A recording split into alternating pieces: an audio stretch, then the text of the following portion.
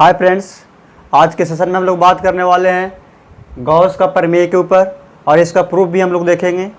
हाँ, तो गॉस का प्रमेय के अनुसार क्या कहता है कि यदि कोई क्लोज सरफेस में यदि कोई क्लोज पृष्ठ है, बंद पृष्ठ है और उस पृष्ठ में एक या एक से अधिक चार्ज, मान लीजिए कोई चार्ज प्रेजेंट है, तो इस पृष्ठ के अंदर चार्ज के कारण इसमें फ्लक्स उत्पन्न होता है और प्लस चार्ज के कारण किसी बॉडी से फ्लक्स ऐसे आउटवर्ड डायरेक्शन से ऐसे बाहर की ओर ऐसे निकलती है। तो इस फ्लक्स को अमाउंट को मेजर करने के लिए हम लोग गॉस का प्रमेय देखते हैं। तो सबसे पहले आइए हम लोग बात कर लेते हैं गॉस का प्रमेय क्या है और इसका डिफिनेशन सबसे पहले देख लेते हैं। बहुत ही इजी इसका डिफिनेशन है। क्या है? पृष्ठ कैसा बंद है और इसमें एक या एक से अधिक चार्ज Q1, Q2, Q3 अनंत चार्ज हम रख देते हैं। ठीक है, तो इस पृष्ठ के अंदर, इस क्लोज सरफेस के अंदर जितना चार्ज प्रेजेंट है ये सभी क्या करेंगे, अपना फ्लक्स निकालेगा। और ये डिपेंड करता है कि यहाँ पे चार्ज प्लस ले रहे हैं कि माइनस ले रहे हैं। तो हम चार्ज मान लीजिए कि पॉजिटिव चार्ज लिए हैं, तो क्लोज सरफेस से पॉजिटिव चार्ज क्या होगा, पॉजिटिव चार्ज के कारण ऐसे फ्लक्स बाहर की ओर से निकालेगा। मान लीजिए कि ये वाला चार्ज Q है, ऐसे सरफेस से बाहर की ओर चार्ज निकालेगा। ठीक है, फ्लक्स निकालेगा। ठीक है, अब देख लीजिए इसका परिभाषा। सबसे पहले इसका डिफिनेशन हम लोग देख लेते हैं। परिभाषा, डिफिनेशन, गॉस का प्रमेय किसे कहते हैं? तो गॉस का प्रमेय कुछ नहीं, ये पृष्ठ कैसा है, बंद है। तो बंद पृष्ठ के अंदर, ठीक है, ये पृष्ठ कैसा होना चाहिए, बंद होना चाहिए। गॉस के प्रमेय के अनुसार किसी बंद पृष्ठ में या किसी बंद पृष्ठ से निकलने वाले कुल वैद्युत फ्लक्स, किसी बंद पृष्ठ है तो किसी बंद पृष्ठ बना दीजिए, और इस पृष्ठ से निकलने वाले कुल वैद्युत फ्लक्स यानी इलेक्ट्रिक फ्लक्स। ठीक है, इतना समझ में आया? किसी बंद पृष्ठ से निकलने वाली कुल वैद्युत फ्लक्स, इस पृष्ठ के अंदर उपस्थित कुल चार्ज, इस पृष्ठ के अंदर उपस्थित कुल चार्ज क्या है, तो Q1, Q2, Q3 कुल चार्ज यानी सिग्मा Q बटा में एप्सिलॉन नोट, इसका वैद्युतशीलता बोलते हैं। एक बार फिर से, किसी बंद पृष्ठ से निकलने वाले कुल वैद्युत फ्लक्स तथा इस पृष्ठ के अंदर उपस्थित कुल चार्ज, इस पृष्ठ के अंदर उपस्थित कुल चार्ज और विद्युतशीलता के अनुपात के बराबर होती है, उसी को क्या कहते हैं, गॉस का प्रमेय। अब देखिए, ये जो एप्सिलॉन नोट है, एयर या वैक्यूम की क्या है, परमिटिविटी है। एयर वैक्यूम की परमिटिविटी जिसको वैद्युतशीलता कहते हैं, जो एप्सिलॉन नोट है, एप्सिलॉन नोट का जो वैल्यू होता है 8.85 गुने 10⁻⁻12, ये हो गया न्यूटन मीटर स्क्वायर और प्रति कूलम स्क्वायर। अब ये एप्सिलॉन नोट का वैल्यू जो डिपेंड करता है, ये मीडियम पर डिपेंड करता है कि अलग अलग माध्यम में इसका वैल्यू अलग अलग। हम लोग ये मान करके चल रहे हैं कि जो चार्ज रखा हुआ है, एयर में रखा हुआ है, तब यहाँ पे हम वैल्यू इसका एल इंक्लूड करेंगे। अन्यथा यदि इस मीडियम को चेंज कर करके यदि हम ऑयल में रख दे, पानी में रख दे, तब हम वहाँ पर देखेंगे गॉसीय पृष्ठ लगा करके, तब यहाँ पर एप्सिलॉन नोट का वैल्यू क्या होगा, चेंज हो जाएगा। तो यहाँ पर इसका भी ध्यान रख लेना है कि जो एप्सिलॉन नोट है, ठीक है, ये जो एयर और वैक्यूम की पर यह ध्यान रख लेना है कि एप्सिलॉन नोट जो है एयर या वैक्यूम के लिए क्या है, विद्युतशीलता है। अब यही इसका जो मीडियम चेंज कर देंगे तो इसका एप्सिलॉन नोट का जो वैल्यू होगा अलग हो जाएगा, वो मीडियम के लिए हो जाएगा। तो हम लोग यहाँ से देख लिए गॉस का थ्योरी। ठीक है, अब देखते हैं इसका जो आया है phi = EQ upon epsilon naught कैसे आया है। ठीक है, यहाँ से थोड़ा सा हम लोग इसका प्रूफ कर लेते हैं। तो देखिए, प्रूफ में क्या होगा कि मान लेते हैं हम लोग एक क्लोज सरफेस है और यहाँ से मान लिया जाए कि कोई चार्ज प्लस Q चार्ज रखा हुआ है। प्लस, इस लाइन को हटा देते हैं। यहाँ से क्लोज सरफेस है और मान लिया जाए कि यहाँ पे प्लस Q चार्ज रखा हुआ है और इसका जो दूरी है कितना, R डिस्टेंस है। और यहाँ पर एक पॉइंट हम कंसीडर कर लेते हैं, P पॉइंट। ठीक है, अब इसके बीच का दूरी क्या है, R है। तो बताइए कि प्लस चार्ज रखा हुआ है, तो प्लस चार्ज के कारण इलेक्ट्रिक फील्ड किधर जाएगा, बॉडी से बाहर निकलता है, बॉडी से बाहर निकल गया। अब देखिए इस पॉइंट के अबाउट, ठीक है, P पॉइंट पर हम लोग को निकालना है फ्लक्स, कि कितना फ्लक्स P पॉइंट से होकर के गुजरेगा। अब देखिए निकालना तो इस पूरी बॉडी से हमको निकालना है, तो सबसे पहले क्या मान लेते हैं कि इस P पॉइंट पे इसका जो एरिया होगा, छोटा सा एरिया हम लोग मान लेंगे, और इस छोटे सा एरिया मान लिया जाए कि इस छोटा सा एरिया जो है ds, क्या है, ds है। अब देखिए कोई धनात्मक चार्ज है, धनात्मक चार्ज से क्या फ्लक्स जो निकलता है बॉडी से बाहर ऐसा निकलेगा, इलेक्ट्रिक फ्लक्स।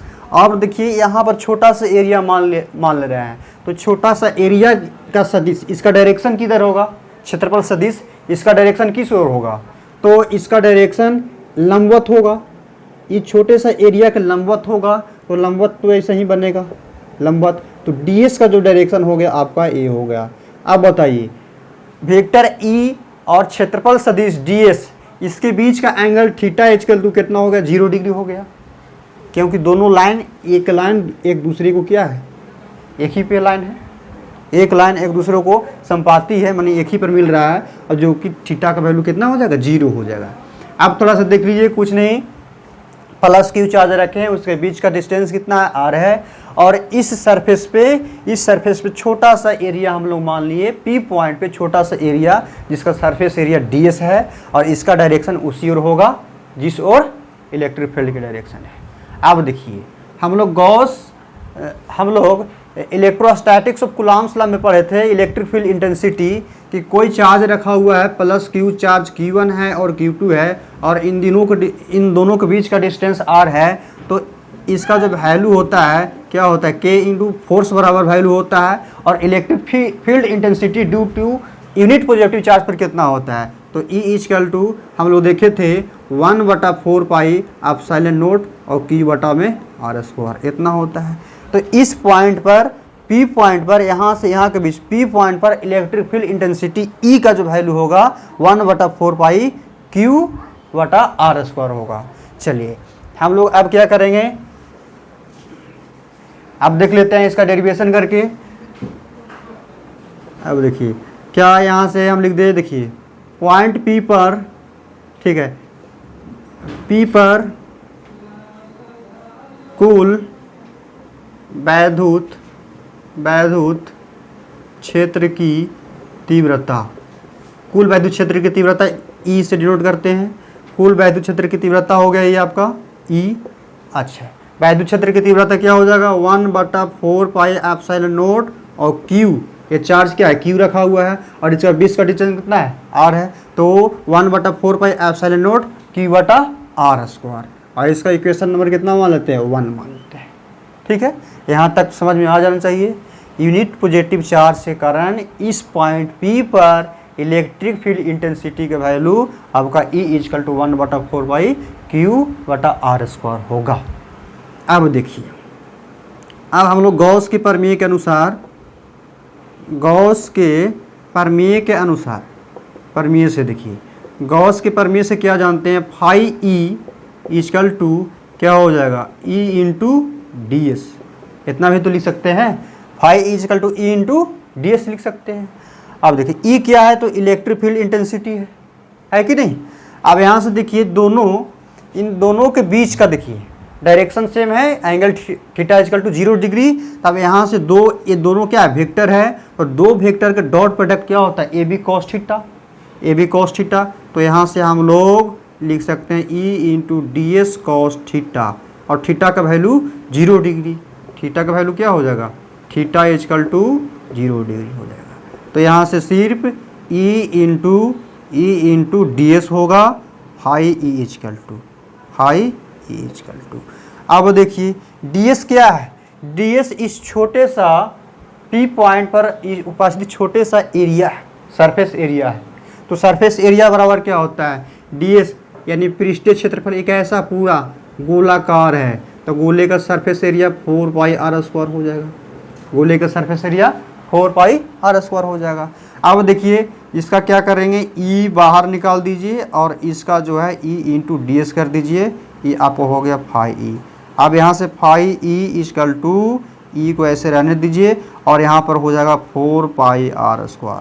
4 पाई r² कैसे लिखे भाई, तो ये छोटे सा गोला का, ये पूरा गोला का सरफेस एरिया क्या हो जाएगा, ये छोटे से पार्ट के लिए सरफेस एरिया ds है, तो पूरा के लिए गोला का सरफेस एरिया क्या होता है, पृष्ठीय क्षेत्रफल 4 पाई r², तो 4 पाई r²। और इसको आप समीकरण नंबर कितना मान लेते हैं, 2 मान लीजिए। आप देख लीजिए इक्वेशन, अब देखिए समीकरण 1 से 2 से, देखिए समीकरण 2 से, तो फाई ई इजकल टू, देखिएगा ध्यान से, ई का जो वैल्यू है कितना है 1/4 पाई एप्सिलॉन नॉट क्यू बटा आर स्क्वायर है। तो यहाँ पे लिख दीजिए 1/4 पाई एप्सिलॉन नॉट और क्यू बटा में आर स्क्वायर। ये आपका होगा क्या ई का वैल्यू, और इधर क्या है 4 पाई आर स्क्वायर, तो ये हो जाएगा 4 पाई आर स्क्वायर। ज़रा इसमें देखिएगा 4 पाई आर स्क्वायर और इधर भी 4 पाई आर स्क्वायर, ये आपका कैंसिल हो गया, ये सजा के लिख ही देते हैं।